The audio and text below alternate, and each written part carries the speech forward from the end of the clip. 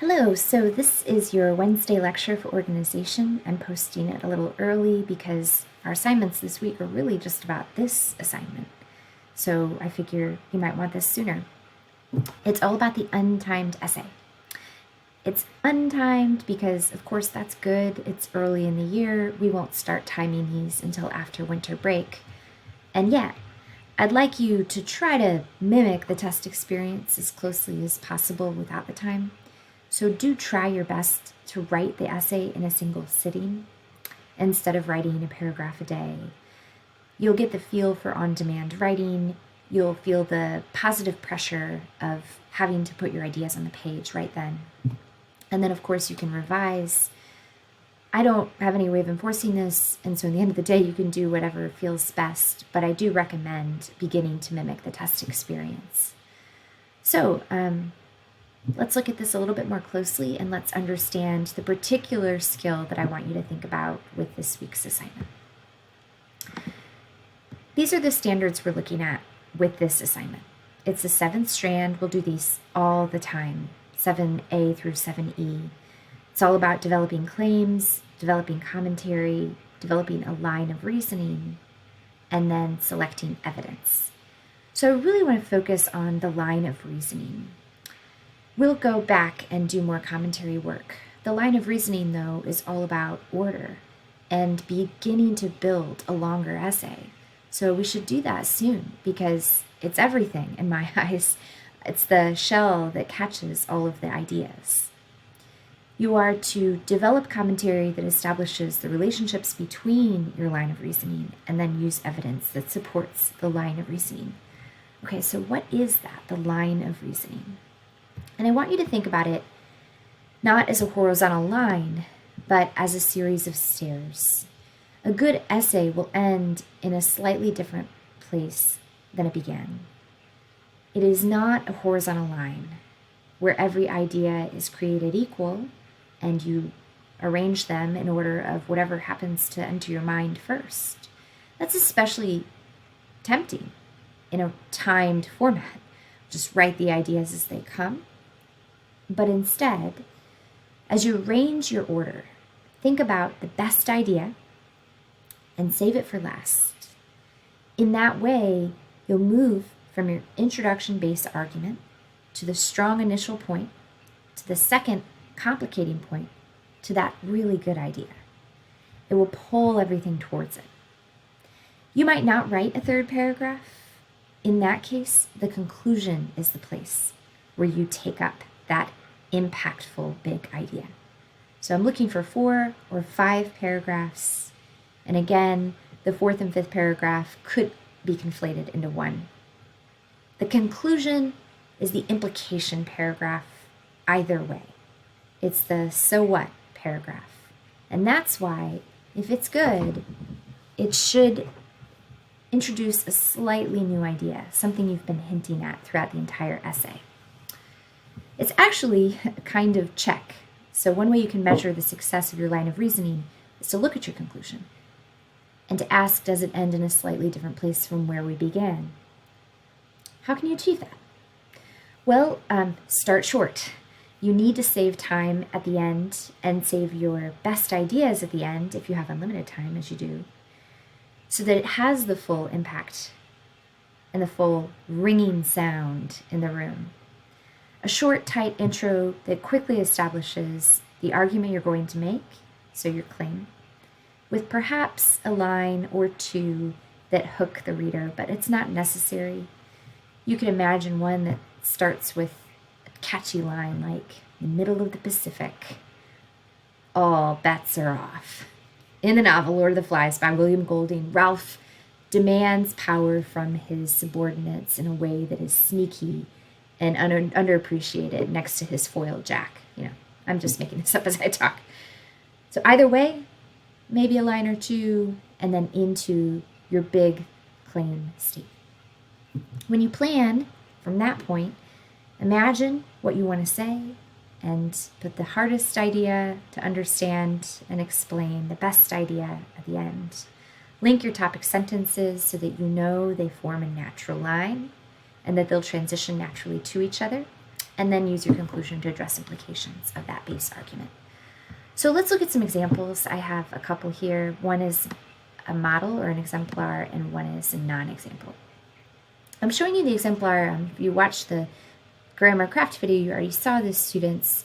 I also wanted to use it because you can do this if you prefer. You can do a handwritten essay at any time in this class, and then you would just upload the images, which is fine with me. It's good practice because you'll have to do it someday anyway.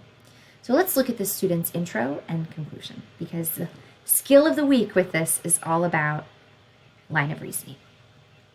So the student writes, in Lord of the Flies by William Golding, the character Ralph struggles to overcome the power of bloodlust, a power exerted by the demon Beelzebub through actions of another character, Jack, quickly. That's the claim.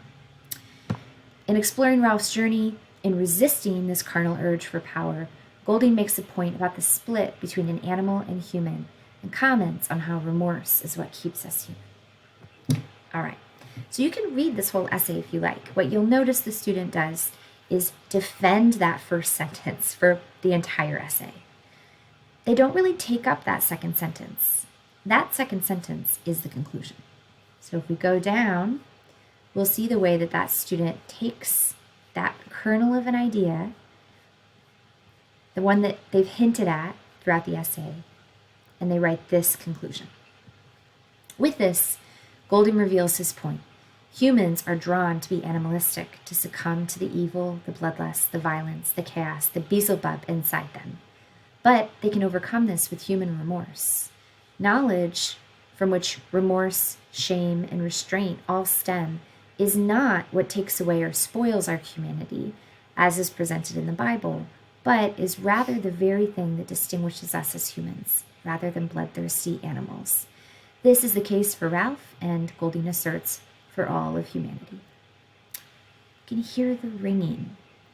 There's nice sentence variety here, by the way, just noticing this with you here, because it ends in such a simple sentence, perhaps a medium sentence, but it's not too long after some pretty complex sentences.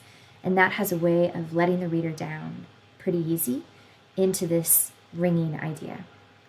So they take up that concept of knowledge and remorse as an abstract idea that defines all of us. Instead of feeling the need to prove that all the way through, because it would be very difficult to prove, they save it as something to land on and to aim for. And so in the very last moments, this becomes a philosophy essay. It's a new kind of essay at the end, but it's connected absolutely back to the beginning, everything that it tried to do along the way. So a non-example of this, and I'll show you how it can be that you have different words, but the same idea. And you're trying to complicate that idea. So this is a non-example, not for writing and not for syntax, but just for the line of reasoning. So the student writes, power is the main struggle in Lord of the Flies and pertains to majority of the conflicts throughout the story. Whether the power struggle is from the perspective of Ralph, who constantly combats mutiny attempts from Jack, or Jack, who spends every waking moment plotting against the island, the central concept is clear. The situation presented to the characters is an unusual one, which leads to change in morals, values, and ideals. Without boundaries and guidelines, the small group of children lose sight of how things work, which allows Jack to capitalize on their bewilderment by campaigning as their new leader. Now notice, the thesis is rather hazy. The writing's fine. It's not immediately clear what this will be about, except something about how Jack is able to be a leader. So you're already seeing the kernels of why this essay wasn't exemplary, because there wasn't a good, strong base idea to begin with. And if we go down to the bottom, you'll see the conclusion. Jack assigns a high value to those who either agree with or are useful to him, and looks to eliminate those who don't fit that description. Power is used as the main catalyst of all the conflicts in the novel. Without boundaries and rules, the children revert to primal ways, which only allows for Jack to become more powerful. As the reader sees, he's willing to go to the farthest to achieve the level of power he desires. So the student goes to the same idea that intro was about and lands there. And so the essay is just a flat essay. Whatever the student proved along the way, they ended up right back at that Jack does anything to get power. And that's not that interesting.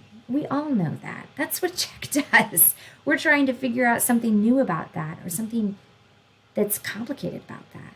It's complicated to me that Jack seems deeply like what he wants is for people to like him. And he wants Ralph especially to like him. That's interesting. It's complicated to me when you, students watching this video, depict the island as its own character. That island that's drawing this virtue out in Jack. That's interesting. It's never beyond the level of basic. There was an opportunity to lift it there, but as we can see in the conclusion, it stayed right where it started. So, back to you. When you look at your task, the line of reasoning is what I want you to have in mind this week. It goes right along with transitions as something else I want you to think about. How can you build those stairs so that the ideas naturally want to lift out of the base argument?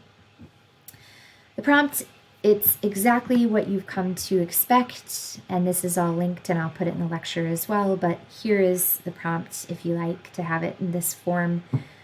It's exactly the way it'll appear in the AP test with exactly the language of the 2005 FRQ.